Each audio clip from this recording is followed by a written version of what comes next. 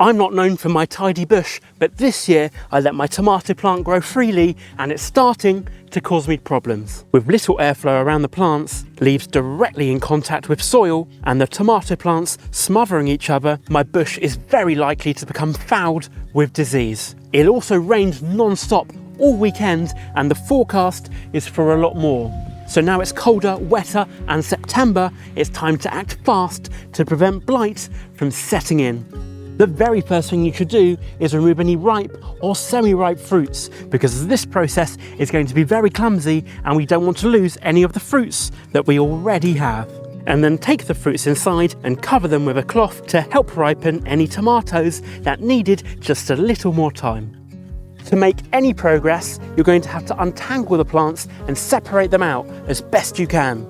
It might help to start from the least congested end and to pull apart plants one by one. While doing this, you might need to temporarily support the plant. So if you haven't put your tomato supports in, now's the time to do it. And if you have got some string or bungee available, then identify the main stem and try and very gently wrap it around your support. Use 2 hands and move slowly because you want to avoid cracking the main stem. Now that we've got our main stem supported, it's time to decide which of these branches we actually want and which ones are getting in the way. Here we're focusing on the suckers that we neglected to remove and that have developed into large stems.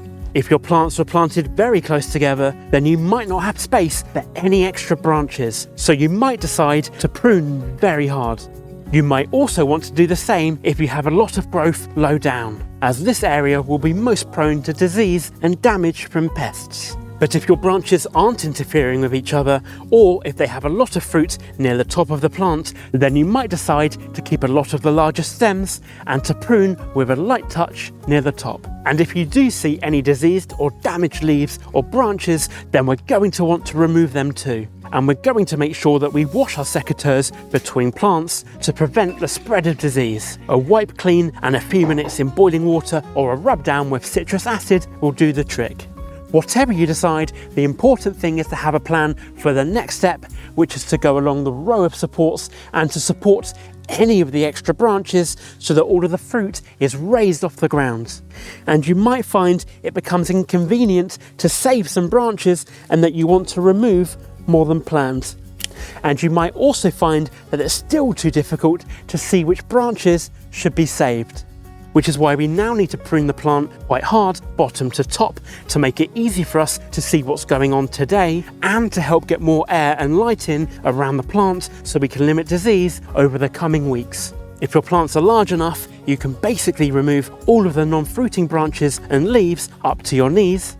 You're also going to want to remove any branches that are overlapping and damaging each other, and you should decide now if you're going to remove or support any of the remaining side shoots that have developed into fruiting branches. Your plants should already look a lot clearer, but it's time for their final tidy to make sure that you get as much fruit as possible before the frosts come or before disease sets in. And we're going to start that process by removing any suckers between the main stem or the side branches because they won't produce fruit fast enough. We also want to remove any leaves that are drooping or casting shade on large clusters of fruit, as blocking sunlight will slow down ripening. And now all we need to do is give it one last pass and remove any damaged, dead or diseased plant matter and dispose of all of the material that we've removed today. Now, if your bush is in desperate need of a trim and it's because you struggle to stay on top of your garden jobs, then there are several tricks that you can use to reduce how much time and energy it takes to maintain your garden. So if you haven't got much free time but want to grow as much food as possible, then you should watch this video here where I go through the steps that I take to reduce how much work that this garden requires and that you could use to stop this from happening again next year. And as always, happy gardening.